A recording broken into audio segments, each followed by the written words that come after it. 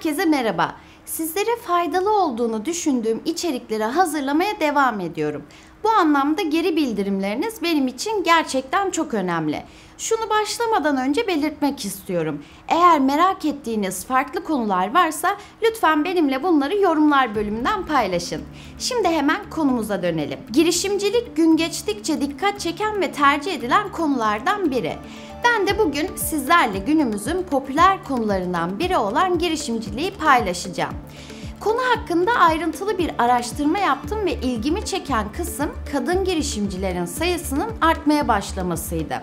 Sebeplerini siz de merak etmişsinizdir diye düşünüyorum. Kadın girişimcilerin ve özellikle de başarılı girişimciliğin artarak da devam edeceğini söylemeliyim. Yapılan araştırmalarda Türkiye'de kadın girişimcilerin kurduğu işletmelerin %56'sı 1 ila 5 kişi aralığında çalışana sahip. Aynı zamanda kadın girişimciler kurdukları işletmelerin %75'ine sahip ve bu 3 şirketten biri yurt dışında da faaliyetlerini sürdürüyor. Avrupa Birliği'nin kadın girişimcilerin desteklenmesi konusunda da oldukça yoğun çalışmaları olduğunu biliyoruz. Peki bu başarılı kadın girişimciler bu ortamda nasıl mücadele ediyor ve onları başarılı yapan özellikler neler? Gelin bunları yakından inceleyelim. 1. Finansal yönetime hakim olmaları. Her şeyden önce finansal yönetime hakim olmak girişimciliğin en önemli özelliğidir. Amerika'nın en büyük yatırım kurumlarını barındıran ve borsaya ev sahipliği yapan Wall Street'te genelde erkek girişimciler daha fazla. Hatta bununla ilgili bir film var.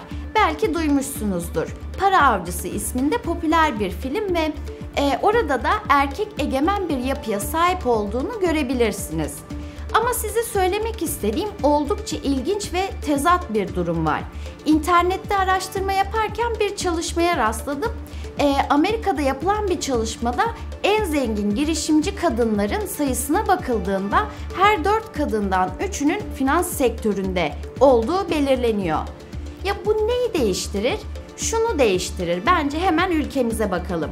Benzer şekilde Türkiye'de yapılan araştırmalarda kadınların parayı yönetmeye yani finansal yönetime hakim olmamaları sebebiyle risk alamadıkları görülüyor.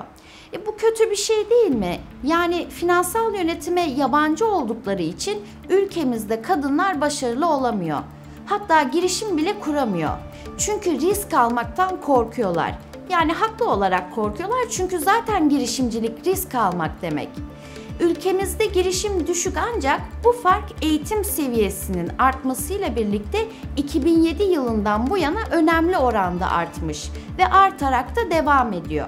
İşte bu sebeple de burada değinmek istediğim nokta girişimci kadınların en önemli özelliklerinden birinin finansal okuryazarlığa sahip olmaları gerektiği. Finansal yönetim ve iktisat gibi konulara hakim olmaları lazım. Çünkü bu şekilde finansal riskleri alarak işlerini kurup belli bir ilerleme sağlıyorlar. Kazançlarından tasarruf etmeyi ve nereye yatırım yapacaklarını da biliyorlar. İşin özeti şu: finansal verilerle uğraşan kadınlar öncelikle sermayelerini arttırıyor, ardından kazançlarını arttırıyor ve daha sonrasında ise yatırımlarını arttırıyor. Bu da kurdukları işletmenin sürekli ayakta kalmasını sağlıyor. Tüm bunlar olduğunda da ortada tabii ki de başarılı bir girişimci görebiliyoruz. 2. Kişisel gelişimlerine yatırım yapmaları. Şunu özellikle söylemek istiyorum ki kadın girişimci sayısının artması kesinlikle eğitimle bağlantılı. Bu zamana kadar yapılmış olan tüm araştırmalarda erkek eğitim oranının kadın eğitim oranına göre daha fazla olduğu ve kadın girişimcilik faaliyetlerinin de bununla orantılı olarak maalesef ki düşük olduğu gözlemleniyor. Buradan çıkarımla kesinlikle kadınların kendi gelişimlerine önem verdiklerini ve yatırım yaptıklarını görüyoruz. Aynı zamanda bu onların sürekli öğrenmeye ve gelişmeye açık olduğunu da gösterir. Bunun yanında yapılan araştırmalarda Türkiye'deki kadın girişimcilerin sosyal hayattaki konumlarına da önem verdiğini söyleyebiliriz. Yani kadınlar sosyal hayatta ön plana çıkmak ve kendilerini gerçekleştirebilmek için de kişisel gelişimlerine oldukça önem veriyorlar. 3. Sorumluluk ve risk almaktan kaçınmıyorlar. girişimciliğin risk almak olduğundan bahsetmiştim ve kadın girişimciler de işlerinin devamlılığını sağlamak için birçok riski göze alıyor. Yatırım da bir risk aslında ve bundan kaçınmıyorlar. Son zamanlarda kadınlar artık kendi ayaklarının üzerinde durabilmenin üzerine daha da çok düşüyor. Sosyal yaşamlarında da sorumluluk alma isteklerinin de geçmiş dönemlere göre daha fazla arttığını görüyoruz. Covid ve diğer olumsuz sebeplerden ekonominin kötüleşmesiyle birlikte ev hanımları da iş arayışına girdi. Çünkü onlar da ailelerindeki harcamalara destek olmak için sorumluluk alarak kazanç elde etmeye başladılar. Günümüzün en büyük sorunu maalesef ki işsizlik. İş bulma oranının az olması sebebiyle kadınlar kendi işlerini kurarak bir şekilde kazanç elde etmenin yollarını aramaya başladı.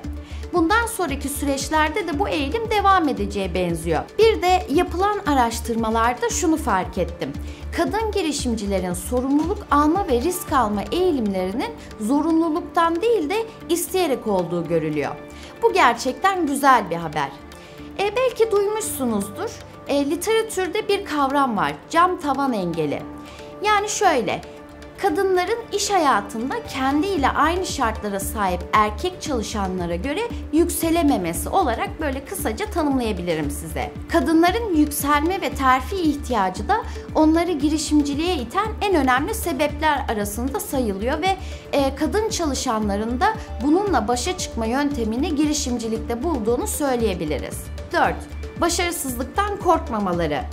Kadın girişimcilerin risk alma eğilimlerinin artmasının ardında yatan sebep sizce ne olabilir? Bunun cevabı başarısızlıktan korkmuyor olmaları. Başarısızlıkların ardındaki sebepleri araştırıp analiz ediyorlar ve bu kendilerini daha fazla geliştirmelerine yardımcı oluyor. Bu aynı zamanda kararlarının arkasında ne olursa olsun durduklarını gösteriyor. Bence bunu hepimiz yapmalıyız. Başarısızlıktan korkmamak, yani engel tanımayan girişimciler diyebiliriz onlar için. Bunun eğitimlerle de alakalı olduğu kesinlikle ortada. Doğal olarak bilmediğiniz bir şeyin sonrasını tahmin edemezsiniz. Ama bir konu hakkında ne kadar çok bilgi sahibiyseniz riskleri de, potansiyel tehditleri de, hatta başarısızlıkları da öngörebilirsiniz. 5. İletişim yeteneklerinin yüksek olması. Başarılı girişimci kadınları iş hayatında öne çıkaran bir başka konu ise iletişim yetenekleri. Araştırmalarda gözlemlediğim üzere özellikle satış ve pazarlamada bu iletişim yetenekleriyle kadınların daha başarılı bir işletme profili çizdiği ve dolayısıyla da müşteri ilişkilerinin arttığı görülüyor. Ve buna istinaden de müşteri sayıları artıyor. Hatta iletişim yeteneklerinin yüksek olmasının onlar için önemli avantajları var. Özellikle sosyal hayatta daha aktif oluyorlar ve bu yeni müşteriler edinmelerine ve iş çevrelerini geliştirmelerine de yardımcı oluyor. Böylece çevreleriyle daha uyumlu hale geliyorlar. Hatta iyi bir hizmet vermelerin ardındaki sır bu. İletişim. İşte bu sınır tanımayan kadın girişimcilerin 5 özelliği. Bu özellikler onları iş hayatında önemli bir yere getiriyor. Ve güzel haber, kadın girişimci sayısı zaman geçtikçe de artan bir eğilime sahip. Kadın erkek fark etmeksizin kesinlikle eğitim şart. Daha çok şey öğrenmeliyiz. Öğrenmeliyiz ki geleceğe iz bırakalım. Çünkü tüm bu saydığım özelliklerin ortak noktası aslında eğitim. Ne kadar gelişirsek o kadar topluma ve ekonomiye, özellikle kendimize katkımız oluyor. Daha iyi bir gelecek için bunu yapmak zorundayız. Başka bir videoda görüşmek üzere. Şimdilik hoşça kalın.